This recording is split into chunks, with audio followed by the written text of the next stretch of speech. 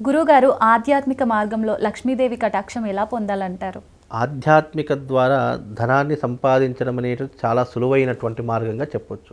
ఎందుకు అని అనుకుంటే గనక మనకు సనాతన ధర్మంలో జ్యోతిష్యమునందు కూడా ఎన్నో మార్గాలను నిర్దేశించడం జరిగింది.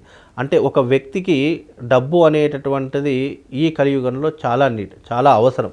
మనిషి కష్టపడుతున్నాడు అంటే ఉదయం లేచినప్పటి నుంచి రాత్రి పడుకునేంత వరకు కష్టపడుతున్నారంటే ఎందుకోసం కష్టపడుతున్నారు అంటే డబ్బు గురించి, ప్లస్ వాడి జీవితం లగ్జరీగా ఉండాలి అనేటటువంటి కోరిక గురించి, అలాగే వాడి జీవితంలో అన్నీ అనుభవించాలి, సుఖమైనటువంటి జీవితాన్ని అనుభవించాలి, లగ్జరీ జీవితాన్ని అనుభవించాలి, ఎవరి దగ్గర చేయి జాచకూడదు అని చెప్పేసి తమ జీవితాన్ని మలుచుకోవాలని చెప్పేసి చాలామంది కష్టపడతారు.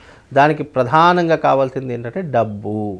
మరి డబ్బు కావాలి అనుకున్నప్పుడు చాలామంది ఏమంటారు అని అంటే కనుక, గురువుగారు కష్టపడితేనే డబ్బు వస్తుంది, మీరు అన్నట్టుగా పూజలు చేస్తే డబ్బు వస్తుందా, యజ్ఞయాగాదులు చేస్తే డబ్బు వస్తుందా, ఇవన్నీ కూడా మీరు ఫేక్గా చెప్తున్నారని చెప్పి చాలామంది విమర్శించారు కూడా. వాళ్ళు అన్నటువంటి మాట వాస్తవం, కష్టపడితేనే డబ్బు వస్తుంది వాస్తవమే. కానీ కష్టపడ్డ ప్రతి ఒక్కరికి డబ్బు రావట్లేదు కదా. ఇప్పుడు కష్టము అన్నదానికి అర్థం ఏంటో తెలుసా? ఒక రిక్షా తొక్కుకునేటటువంటి వాడు కష్టపడుతున్నాడు, అతనికి డబ్బు రావట్లేదు. అలాగే ఒక రైతు కష్టపడుతున్నాడు, అయినా డబ్బు రావట్లేదు.